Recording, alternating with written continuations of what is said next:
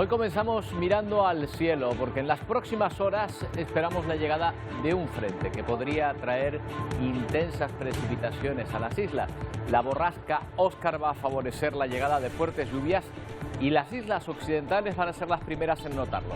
Esta imagen en directo es del Hierro, en Tacorón concretamente, donde por el momento se observan las nubes que van llegando a esta zona. Los compañeros que están allí nos dicen que ya se percibe alguna lluvia débil. Ahí ven ese frente nuboso que entra por el horizonte. Bueno, es seguro que va a llover. Lo que no se sabe aún es con qué intensidad. Enseguida trataremos de averiguarlo. ¿Qué tal? Buenos días. ¿Qué les parece si les digo que Canarias se ha convertido en una zona estratégica para que Rusia pueda evitar el embargo europeo de petróleo? Más concretamente, las aguas internacionales que nos rodean, donde los petroleros rusos realizan trasvases de cargueros medianos a superpetroleros. No solo es una operación complicada, sino que la llevan a cabo viejos barcos que muchos consideran ruinas flotantes. Una amenaza más para nuestro ecosistema.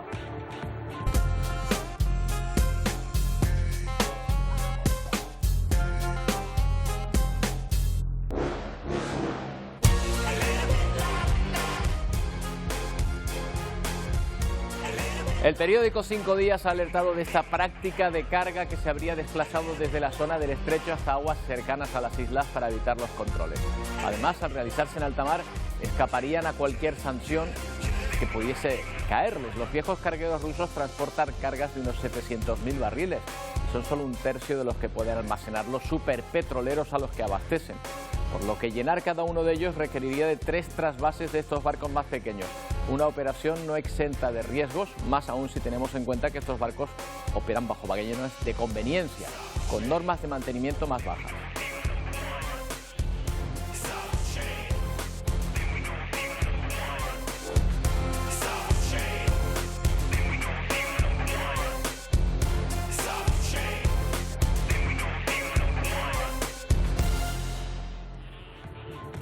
Hoy vamos a indagar sobre esta práctica al oeste de nuestras costas, también con la complicada situación en uno de los países más estables de África, Senegal, que afronta una situación complicada por las tensiones políticas entre gobierno y oposición que están provocando fuertes disturbios en la calle. Ya han provocado 19 muertos y más de 350 heridos. La orden de detención del líder opositor por un presunto delito sexual ha desembocado en estas protestas de sus partidarios que sospechan que la acusación es una maniobra del actual presidente para mantenerse en el poder.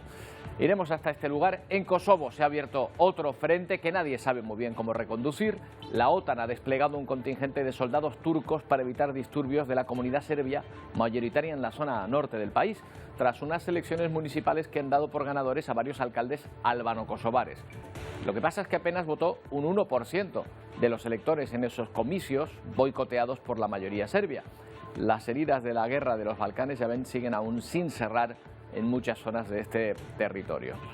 Y aquí en nuestro país la vista está puesta ya en el 23 de julio. Pedro Sánchez lanza un órdago a Alberto Núñez Feijóo, lo ha hecho hace unos minutos nada más.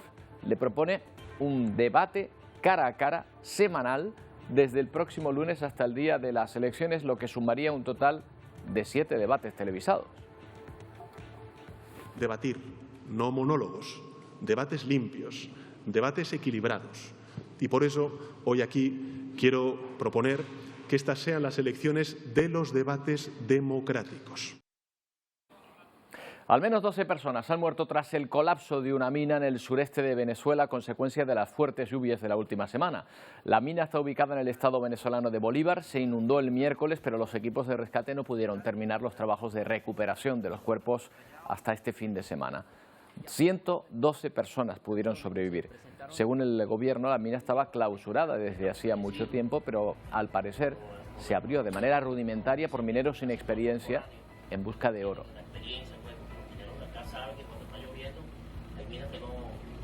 Y en Estados Unidos, polémica por el derribo o accidente, aún no se sabe, de un avión civil que ha acabado estrellándose en Virginia, después de que varios cazas F-16 estadounidenses persiguieran la avioneta. Los militares alegan que el piloto no respondía a las llamadas.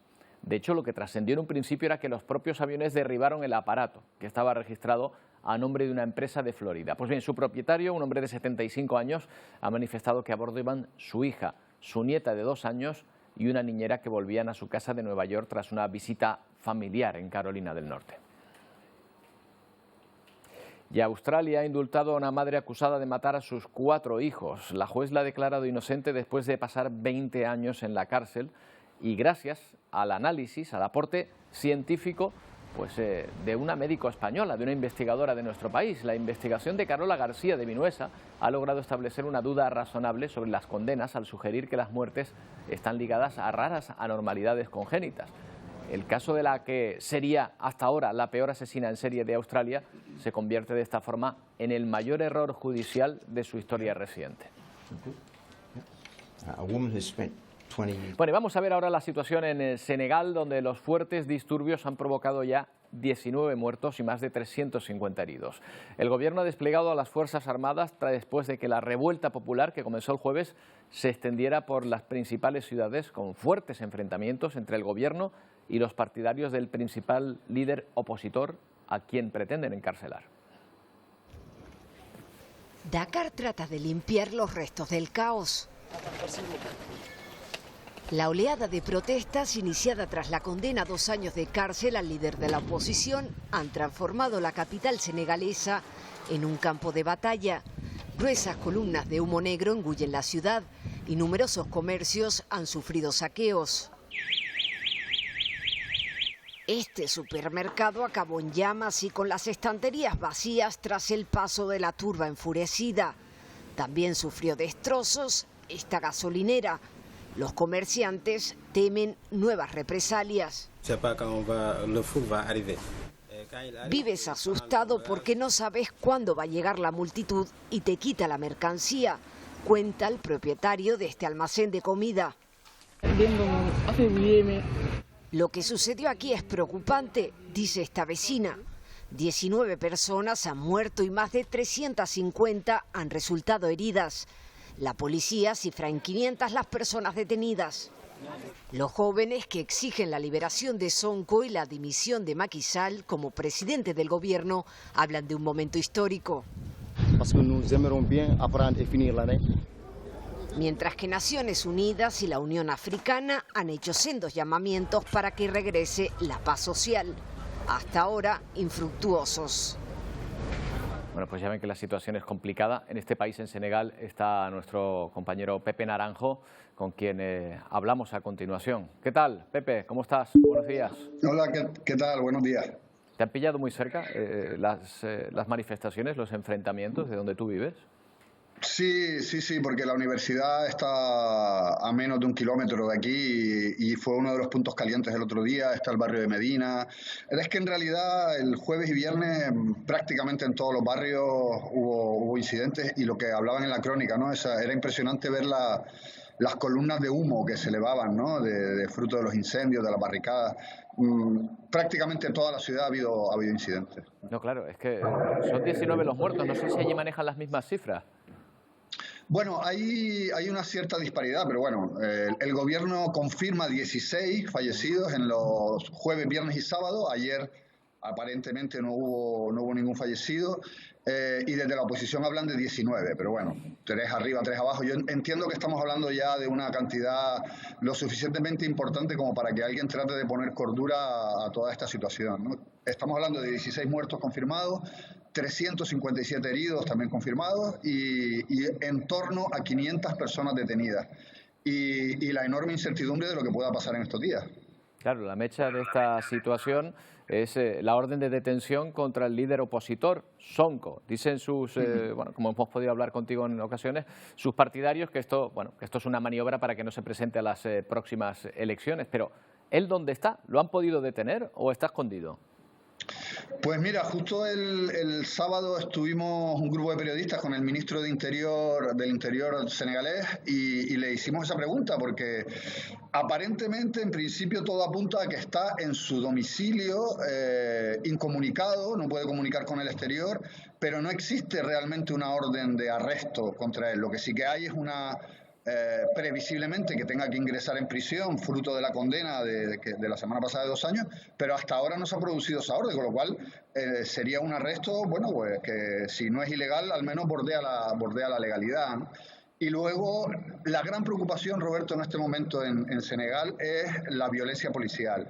Hay muchos vídeos que están circulando, informaciones sobre la presencia de civiles armados en las manifestaciones y sobre el uso incluso de niños como escudos humanos por parte de la policía. Hay una imagen brutal que ha circulado, ¿no? La policía lo niega, dice que estas personas armadas son infiltrados del exterior, que están tratando de desestabilizar el país.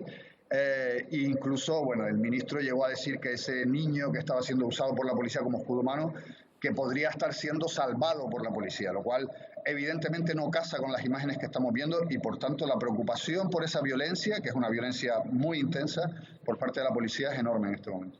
Claro, volviendo al juicio sobre Sonko, ¿ese juicio fue público? ¿De alguna manera fue un juicio normal dentro de lo que entendemos por justicia, de imparcialidad, de cómo se produjo?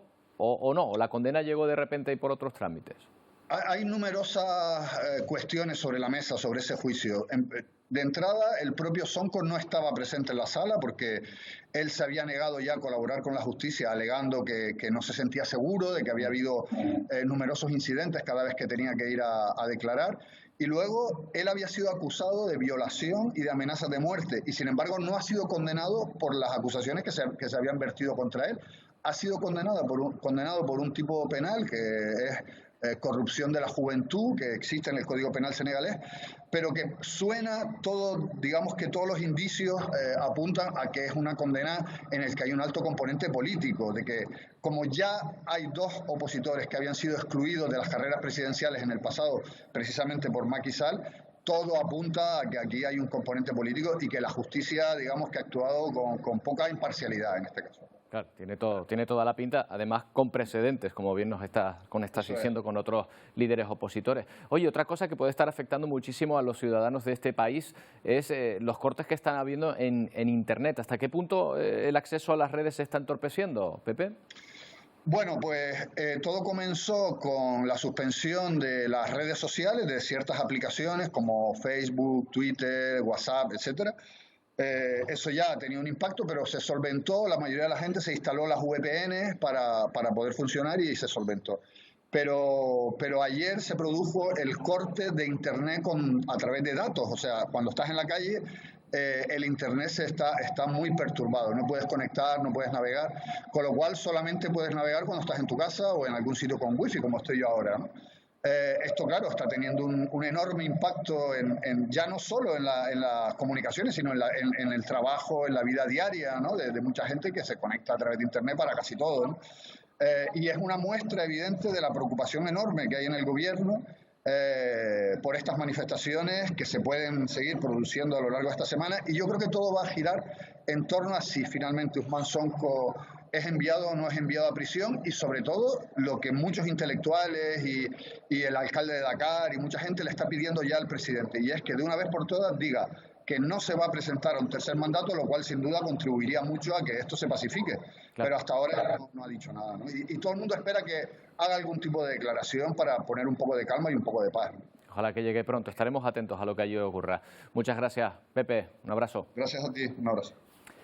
Bueno, no es Senegal la única región del mundo donde la situación parece empeorar.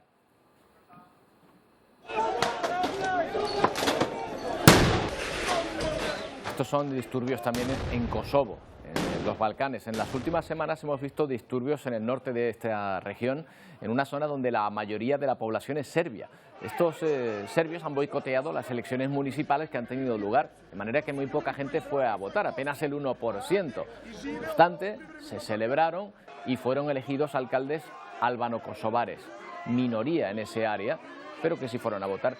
Bueno, un aumento de la tensión en un país que desde que se independizó en los años 90 ha estado vigilado por las tropas de la ONU y de la OTAN. Por cierto, esta independencia no ha sido reconocida por nuestro país, por España.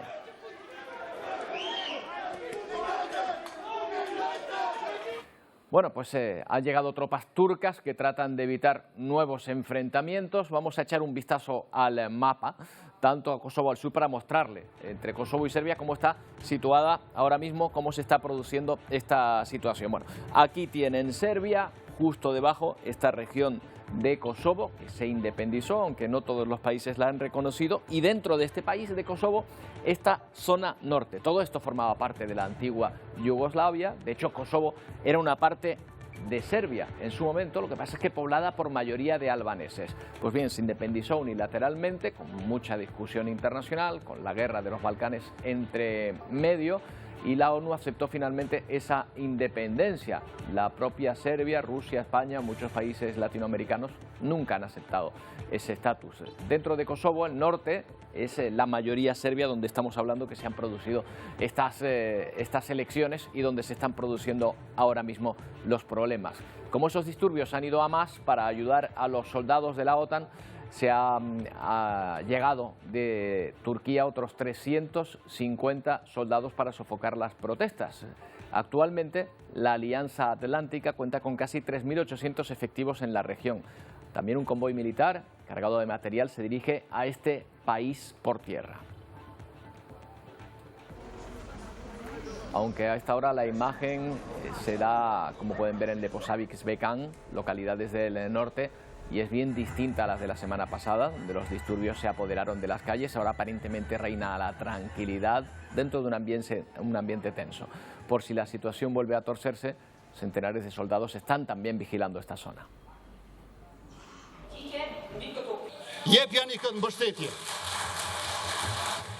Es por orden de Serbia, es lo que decía el primer ministro de Kosovo en el Parlamento, refiriéndose a los disturbios en el norte y culpando directamente a sus vecinos. El presidente de ese país intentaba explicar a la oposición lo que está ocurriendo. La semana pasada, este primer ministro se reunió con líderes de todo el mundo para dar su versión. En esa región, en la convulsa ciudad de Leposavić, se dio esta imagen de tropas de la OTAN vigilando el ayuntamiento.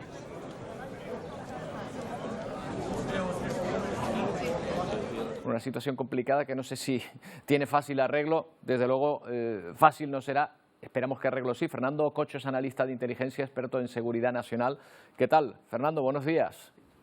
Buenos días, Robert. Un placer estar contigo esta vez. Igualmente, Fernando, ya vemos que las heridas de la guerra de los Balcanes tardan en cicatrizar, sobre todo en esta zona, porque bueno, se da esa circunstancia que es muy difícil. Dentro de un país que se ha autoproclamado independiente, una zona donde la mayoría de la población es de otro país.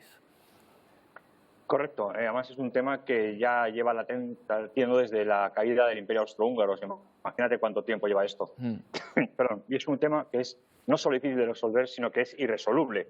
Porque la antigua Yugoslavia lo que hizo, igual que la Unión Soviética, era dividir las diversas etnias, poniendo minorías étnicas en todos los territorios, para así evitar que hubiera una unificación étnica o cultural y poder evitar así una independencia de cualquier territorio. Y eso es lo que está ocurriendo aquí.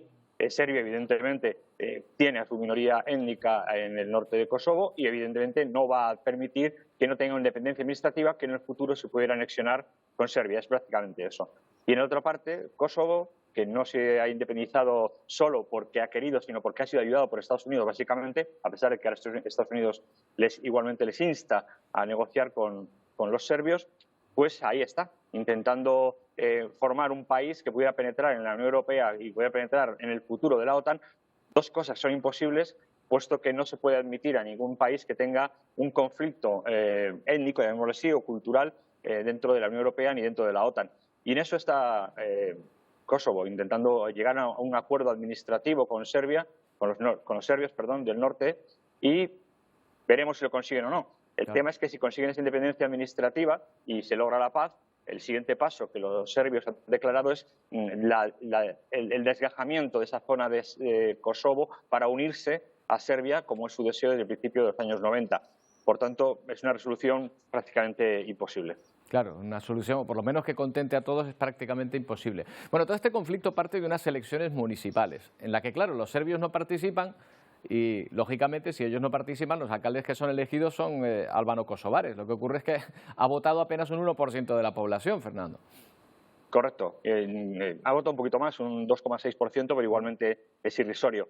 El problema está en que, claro, las elecciones son legales, la elección es legal de esos alcaldes, pero no están amparados por la ciudadanía. Por tanto, imaginemos que en España hubiera un 95%, 96% de abstención en cualquier elección municipal, nacional o autonómica. ¿Qué implicaría? Implicaría que el 95% de la población no apoya ese gobierno, aunque sea legítimo. Por tanto, a partir de ahí lo que hay es un conflicto administrativo, un conflicto político que no tiene solución más que generando unas nuevas elecciones en las que tras un pacto administrativo pues concurran la mayoría por lo menos hasta un 46,7%, 48%, que es lo que la ley kosovar pide para que una votación sea reconocida de manera unilateral, ¿no? Y por otro lado, Kosovo es un país que, como bien decías, no ha sido reconocido por todos los países. Aquellos que tengan conflictos culturales, étnicos o de separatismo, pues no han reconocido a Kosovo, porque eso implicaría reconocer que hay una segregación por parte de un país, Kosovo, de lo que antiguamente era Serbia.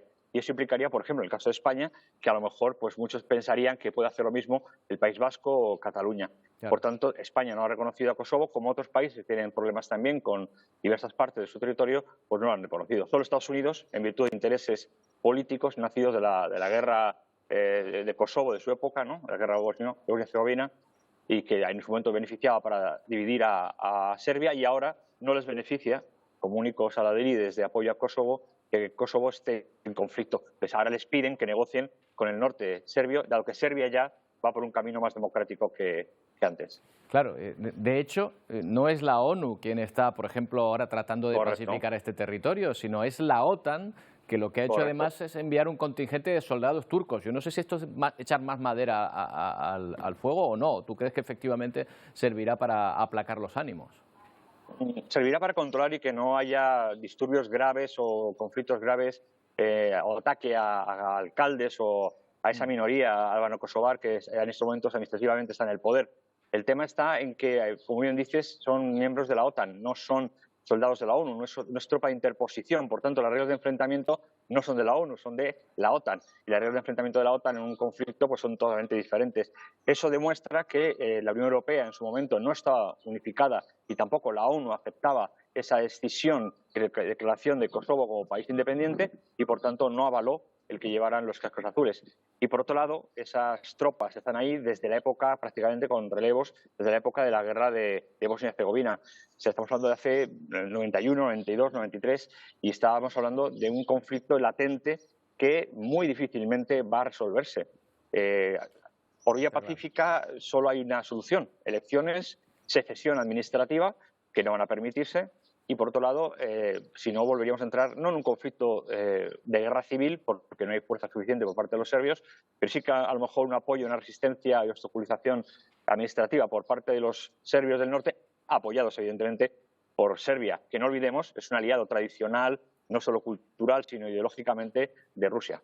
Bueno, pues hay otra patita más para la situación geoestratégica ahora que tenemos en Europa y en todo el mundo. Fernando, un placer. Muchas gracias. Un abrazo. Gracias a vosotros. Un abrazo. Hasta luego.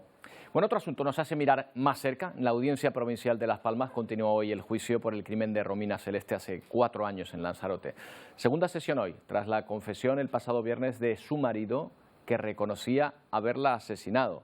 Silvia Luz, hoy es el turno de los testigos. Sí, en estos momentos se encuentran declarando los agentes de la Guardia Civil que llevaron a cabo la investigación. Han explicado que desde el principio pensaron que se trataba de una desaparición forzosa debido a que había antecedentes por malos tratos y también por las incongruencias que detectaron en las declaraciones que llevó a cabo el marido de Romina. Han narrado cómo en la inspección de la casa encontraron restos de sangre en diferentes partes del inmueble que le llevaron a pensar que la agresión se había producido primero en la planta baja de la casa y luego se había desplazado hasta la zona superior. Además, han dado detalles como que el acusado y asesino confeso de Romina les había explicado que solamente estaba con ella porque de esa manera podía tener relaciones sexuales de manera gratuita con ella. Luego también han narrado cómo algunos vecinos y también amigos de la pareja que está previsto declaren a continuación han dicho que tenían constancia de que Romina sufría malos tratos, pero que ninguno de ellos llevó a cabo la denuncia. En fin, esta es la situación sobre ese juicio que se está llevando a cabo ahora mismo aquí en las islas. Otro asunto nos va a llevar también un poco más lejos, aguas internacionales, pero en torno a nuestro archipiélago, donde Rusia estaría tratando de esquivar las sanciones a la exportación de su petróleo cargando barcos superpetroleros rusos o de bandera de conveniencia llenos de petróleo a kilómetros, escasos kilómetros de las costas canarias. Una amenaza, sobre todo por la situación de los barcos que están llevando a cabo esos trasvases que son muy viejos o de conveniencia. Una situación que puede poner en peligro nuestro ecosistema. Enseguida hablamos de ello.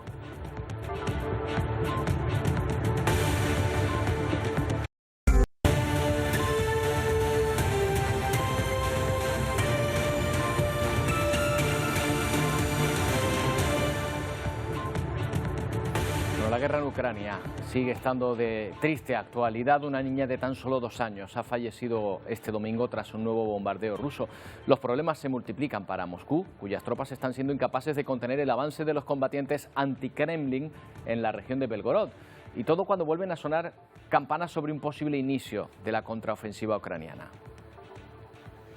Es el ruinoso estado en el que quedaron estos 2 edificios ubicados en un área residencial cercana a la ciudad de Dnipro tras el impacto de un misil ruso. Una niña de 2 años murió y otros 5 niños resultaron heridos. La madre de la niña muerta también falleció. Su padre estaba trabajando. Ha sacado a su hija de entre los escombros. Es una tragedia, comentaba la viceprimera ministra ucraniana. En lo que va de conflicto ya han muerto más de 500 niños y otros 1.500 han resultado heridos. Valentina es una de las 22 personas que precisaron ayuda médica. Cuenta cómo el techo se le vino encima y quedó atrapada. Tuvo que ser rescatada por los servicios de emergencia. Una noche más, las sirenas volvieron a sonar también en la capital ucraniana, aunque los ataques fueron repelidos por las defensas antiaéreas. Rusia sigue con sus bombardeos mientras intenta abortar las incursiones en Belgorod. Con este vídeo, los combatientes rusos pro-ucranianos afirman haber avanzado hacia el interior de la región. Los disidentes aseguran controlar ya 4 aldeas cercanas a la frontera con Ucrania. Además, muestran este vídeo en el que dicen haber capturado a soldados rusos. El gobernador de esta región rusa pide públicamente reunirse con este grupo anti-Kremlin para que los liberen.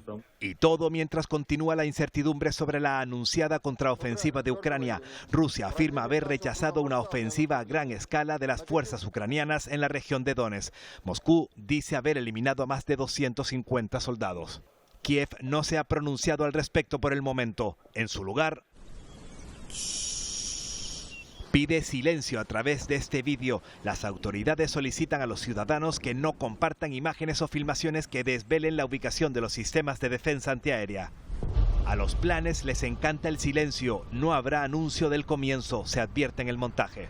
La secuencia acaba con esta enigmática imagen, 2 F-16 en pleno vuelo, los cazas tan codiciados por Ucrania.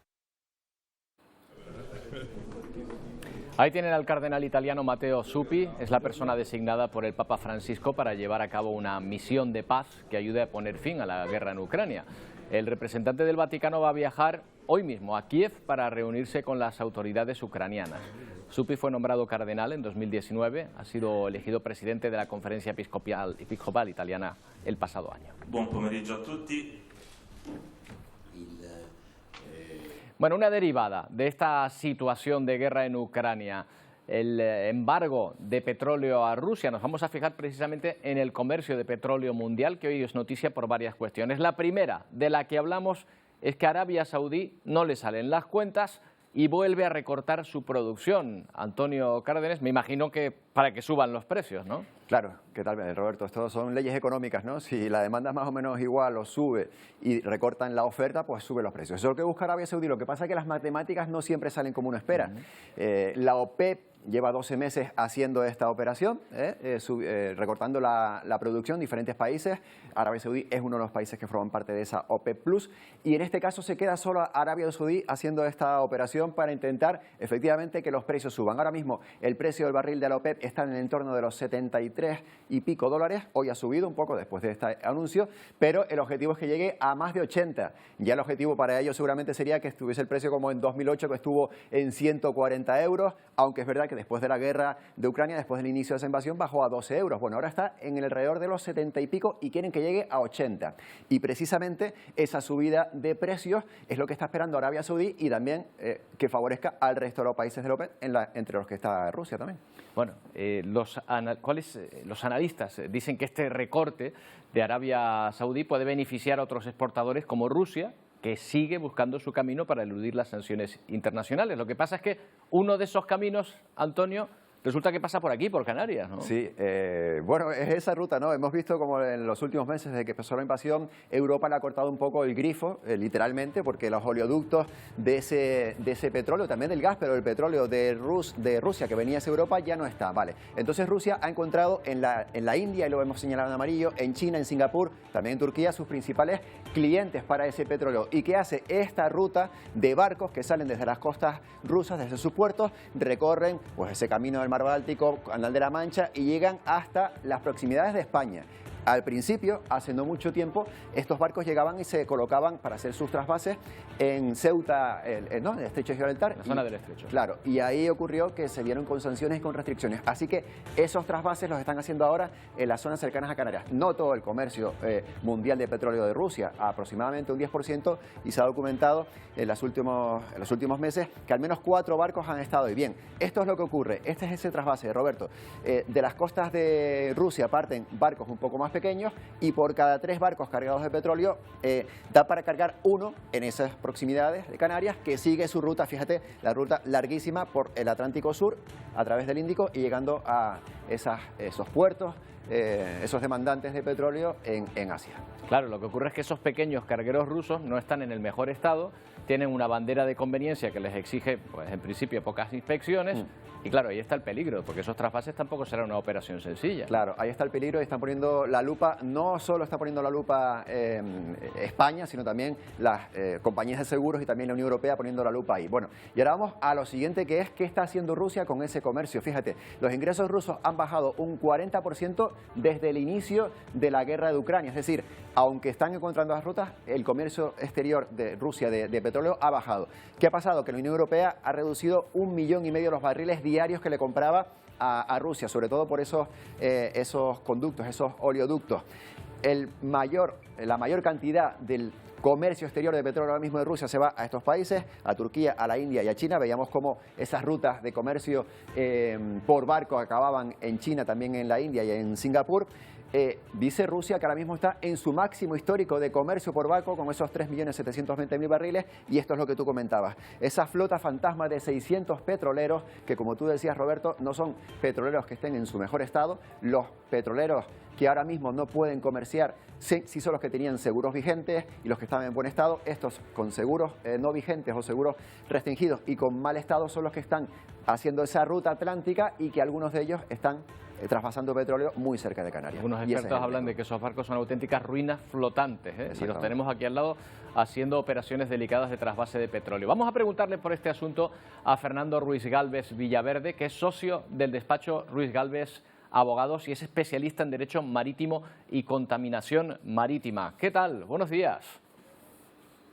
Muy buenos días y un placer intervenir en un programa tan interesante como el que están ustedes llevando a cabo ahora. Bueno, el placer y el agradecimiento es nuestro por su tiempo. Díganos primero, ¿es legal esta operación? Desde el punto de vista del derecho marítimo, ¿lo pueden hacer sin cortapisas?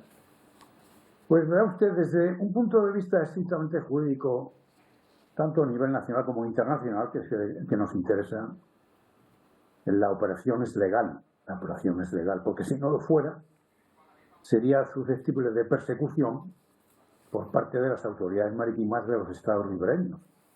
Pero claro, por eso operan donde operan.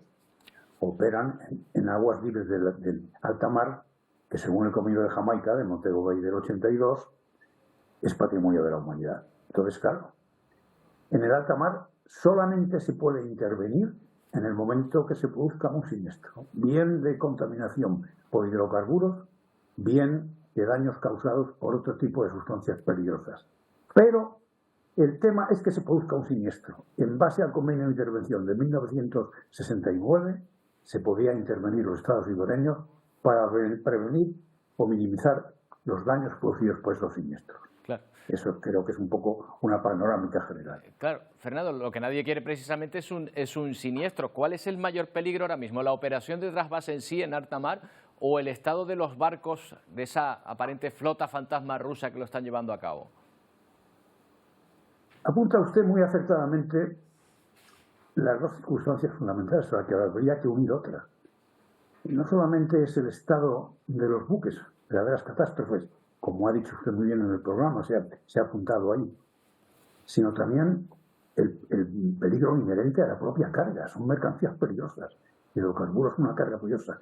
Si a eso se une también, en la mayoría de los casos, el no muy alto grado de preparación de las tripulaciones, ya tendríamos ahí un riesgo, o sea, el riesgo de siniestro existe. Esos son los peligros de este tipo de operaciones. Hay una cuestión que, claro, nosotros nos imaginamos dos barcos de grandes dimensiones pegándose unos a otros en ese trasvase. Yo no sé si esto normalmente se hace en puertos y ahora Rusia lo está haciendo en alta mar, eso por una parte. Y por otra parte, ya simplemente el hecho de ese trasvase ya genera vertidos. En principio no debería producirlo, pero teniendo en cuenta mi respuesta a la pregunta que usted me ha hecho tan amablemente en la segunda, ese estado de los buques subestándar, es decir, definitivamente, la naturaleza peligrosa de las cargas y el grado de preparación de las tripulaciones provocan el riesgo de que se puedan producir siniestros. Y a mí la gran preocupación que me aborda, que me asiste, es que en caso de producirse un siniestro, ¿están garantizadas las indemnizaciones a las víctimas, tanto de vidas humanas como de contaminación del medio ambiente? Porque esta materia está regulada por el Convenio Internacional de Responsabilidad Civil, el famoso CLC del 92, que establece la obligación de un seguro obligatorio para todos los buques que transporten más de 2.000 toneladas de hidrocarburos a granel como carga. Todo este tipo de operaciones, este tipo de buques, llevan a bordo la garantía del seguro obligatorio que establece el CLC. Esa es mi gran preocupación. Claro, porque esa es mi gran preocupación. Porque parte de la noticia surge de las grandes compañías aseguradoras que dicen: yo no me arriesgo con esos barcos, claro, ni siquiera sé de su existencia, yo no me arriesgo. Y ahí puede ser que esos barcos que están circulando cerca de Canarias vayan sin seguro, ¿no? Es que las compañías de seguros, como es lógico, lo que no van a asegurar es un buque subestándar, porque están claramente fuera del comercio marítimo internacional.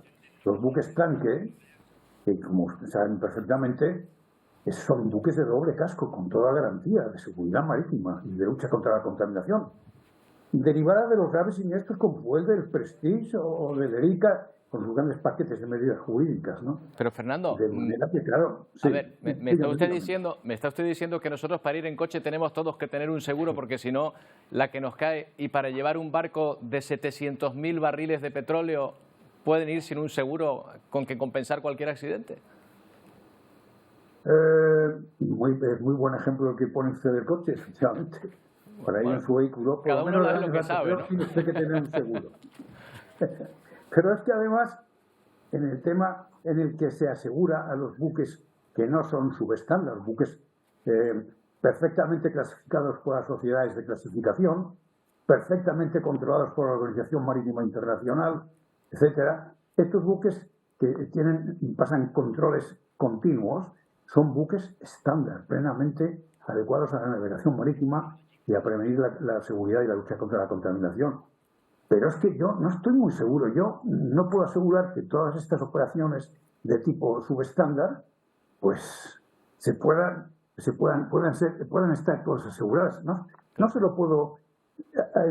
Tengo aquí los aseguradores.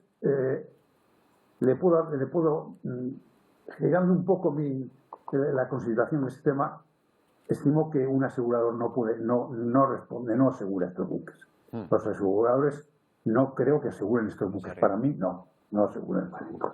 Bueno, pues no nos quedamos más tranquilos, don Fernando, aunque sí agradecidos de que haya tenido tiempo para atendernos. Muchísimas gracias. Bueno, quería, si usted me lo permite, es un segundo nada más, decir que España está poniendo a contribución no solamente las 11 paquetes de medidas comunitarias, sino también el representante permanente de España ante la OMI, en el Comité Jurídico de marzo-abril, presentó una nota llamando la atención a dicha organización, que es de la ONU, como saben ustedes, sobre los riesgos que este tipo de navegaciones llevan insertos. Y luego, además, simplemente recordar que en el Boletín Oficial del Estado del 22 de marzo del 23 se publicó el Real Decreto 186/2023, que establece el régimen jurídico, el reglamento de ordenación de la navegación marítima, entre ellas el fondeo de buques, tanto españoles como extranjeros. Eso es lo que me gustaría añadir. Fernando Ruiz Gálvez, muchas gracias por atendernos. Buenos días. Buenos días y muchas gracias. Quedo a su disposición. Muchas gracias. Adiós, buenos días. Bueno, pues Buenos días. Antonio, no sé si nos quedamos más tranquilos con esta información, pero bueno, por lo menos ahí parece que España está presionando de alguna manera, aunque sea diplomáticamente. Me voy a mirar por la ventana a ver si veo algún barco. Esperemos que no, esperemos que no, que estén bien lejos. Gracias. Bueno, el triple accidente de tren en la India de este fin de semana deja ya 300 muertos. El número aumenta porque hay más de 900 heridos en la que es la peor catástrofe ferroviaria en el país en los últimos 30 años. Las operaciones de rescate en las vías de tren ya han terminado, pero muchas personas siguen sin encontrar aún a sus familiares. Se desvanecen las esperanzas de encontrar a sus familiares desaparecidos 3 días después de la tragedia. Estas mujeres han estado recorriendo hospitales y funerarias improvisadas en busca de sus maridos que viajaban en los trenes que chocaron el viernes por la noche.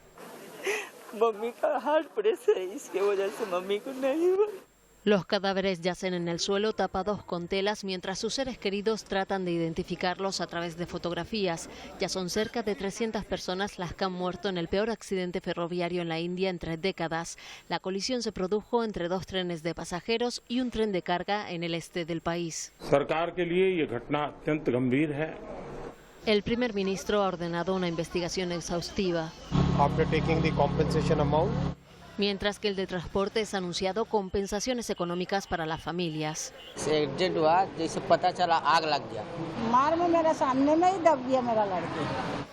Esta superviviente cuenta que vio morir a su hija entre sollozos. La escena en los hospitales es otra pesadilla. El número de víctimas podría aumentar ya que hay más de 900 heridos. Numerose víctimas del incidente ferroviario. El Papa Francisco rezó por las víctimas este domingo. El país también rinde homenaje a los fallecidos con velas y flores. El accidente ferroviario más mortífero de la India ocurrió en 1981 cuando un tren cayó desde un puente a un río matando a 800 personas.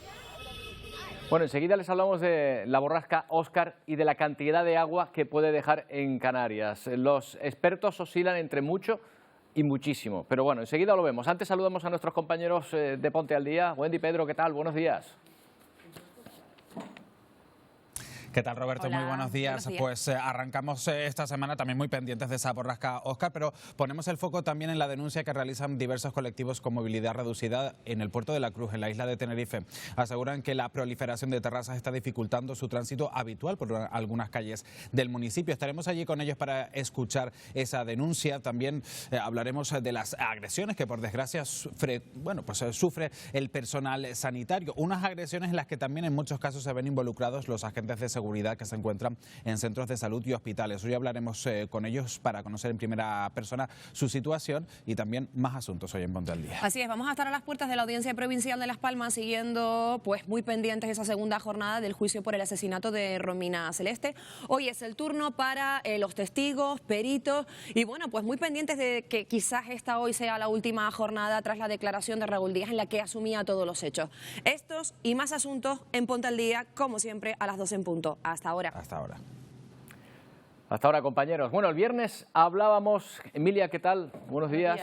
Bueno, de la llegada ya de huracanes y de las borrascas con nombre, que solo se les pone nombre a las que vienen con cierta consideración. Y ya tenemos la primera y además cerquita de las islas, ¿no? Ya tenemos la primera, se llama Óscar y enseguida te la voy a enseñar, pero también hablábamos el viernes del río atmosférico, un río atmosférico que podría dejarnos precipitaciones. Vamos a ver en la imagen cómo está ese río atmosférico, este violeta que tenemos aquí. Fíjate cómo se va a desgajar, cómo se va a romper y cómo va a ser absorbido por esas borrascas, porque ahora mismo tenemos 3 bajas presiones en el archipiélago. Río atmosférico que ya ha desaparecido por completo, con lo cual el agua precipitable sí que está en torno a la zona, pero ya no es tan importante como lo era en el modelo anterior en la semana pasada. Fíjate, o sea, el fenómeno de río atmosférico ya no se va a dar. El fenómeno de río atmosférico se ha desgajado completamente. Cruzaba el Atlántico y ahora mismo está desgajado completamente. La previsión es que para las próximas horas se desgaje. Vamos a ir viendo, vamos a ir analizando la situación que tenemos y el porqué de la incertidumbre. Primero, tenemos 3 núcleos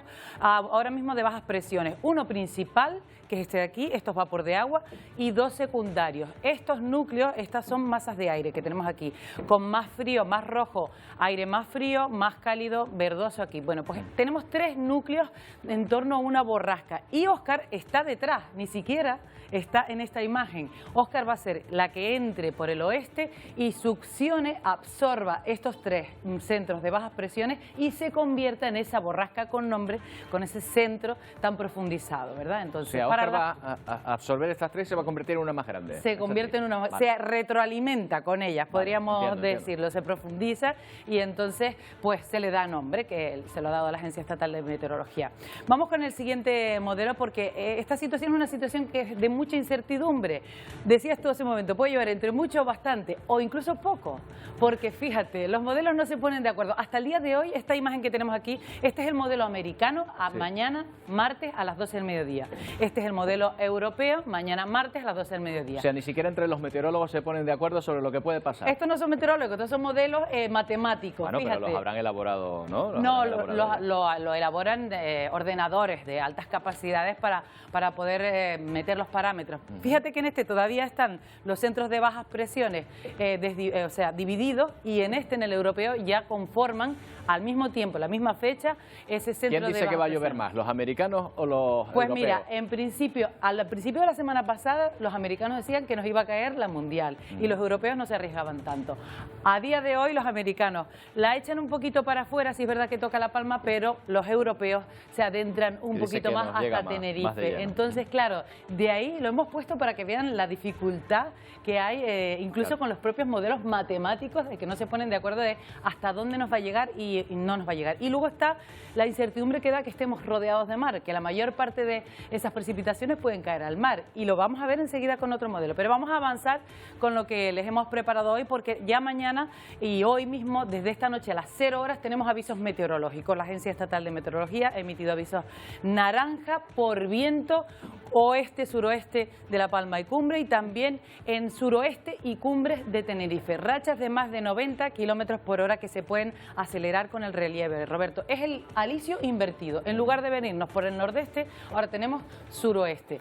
Aviso amarillo por precipitaciones en las islas de mayor relieve, de mayor altura, también en la isla de Gran Canaria, pero por 20 litros en una hora, 20 litros por metro cuadrado en una hora en la isla de La Palma, que da buena cuenta de algo de intensidad, y 15 litros en el resto. No va a ser importante, aunque podrían afectarnos tormentas que llegan por el suroeste y sorprendernos con esos goterones rojos del típico tiempo del sur. Vamos con el siguiente modelo, porque lo que tenemos para las próximas horas aquí, incluso se ven los 3 núcleos, uno por aquí, otro por aquí y otro por aquí, y ya conforman una sola borrasca que la ves ahí girando. Fíjate las líneas blancas, qué juntitas están. Eso lo que indica es la intensidad del viento. Va a ser viento fuerte. Cuando hay viento fuerte y hay lluvia pronosticada, pues lo más probable es que uno de los 2 meteoros cobre protagonismo, hasta luego colocarse al oeste de la geografía peninsular. Llama la atención, ¿sabes qué? Una cosa, las temperaturas, porque las temperaturas se pueden disparar en Fuerteventura y en Lanzarote. Es viento, es aire de sur, es una masa de aire cálido y pueden subir las temperaturas. Vamos a ver las precipitaciones, porque ahí te vas a dar buena cuenta de cómo van a venir. Mira, en principio se van acercando, ¿lo ves? Lunes se van acercando, van creciendo núcleos. La Palma con precipitaciones importantes. Y fíjate lo que va a aparecer por aquí. ¿La ves? Esa franja nubosa que ves por ahí, esta franja aquí que llama mucho la atención, a poco que el modelo la cambie y suba o baje, va a afectar en gran medida a las islas. Pero claro, ahora mismo, a día de hoy, este modelo de precipitación la marca que cae entre medio de las islas con mayor relieve de Tenerife y de La Palma. Aún así, se esperan precipitaciones con intensidad en la isla de La Palma y en el suroeste de Tenerife. Muchos van a decir, hombre, la capital, pues a mí no me ha caído tanta precipitación, tanta agua que iba a venir, pues a mí no me ha caído claro, es que está de suroeste, no sabemos cómo va a afectar. Así que la previsión para mañana ya la hemos significado con posibles chubascos tormentosos. Casi un 70% seguros en la isla de La Palma, pero en el resto, y teniendo en cuenta el mar que rodea, bueno, posibles precipitaciones de suroeste a nordeste hacia las islas de mayor altura, con nubosidad en el resto, con temperaturas, fíjate, de 28 grados en Fuerteventura, viento muy fuerte del suroeste, mucha atención con ese viento que con el relieve cuando sube lleva una velocidad, pero cuando baja se acelera, así que mucha precaución. Y teniendo en cuenta también aviso costero, que ese viento también va a afectar a la costa. Teniendo en cuenta esto, 3 premisas, solo 3, Roberto. Uno, si no llueve en la puerta de mi casa no quiere decir que no llueva. Otra, la ciencia de la meteorología de probabilidad, y otra, siempre más vale prevenir, eso sí. Vale, y una cuarta, menos mal que uno no se hizo meteorólogo, porque la verdad, menos mal que me dediqué a las letras puras, es una cuestión difícil. Gracias, Emilia. Vamos a terminar precisamente el programa como lo comenzamos, mirando al cielo en directo desde la Restinga. Esta es la imagen que estamos viendo ahora mismo por la zona del Hierro, que sería, ¿verdad?, pues una de las principales por la que veríamos aparecer esta borrasca. Por el momento ni rastro de ella, pero oigan, nos deleitamos con esta preciosa imagen de esta zona de la isla del Hierro, ese mar en calma que nos encanta. Así nos despedimos, volvemos mañana a partir de las 11 para contarles que llovió o no. Hasta mañana.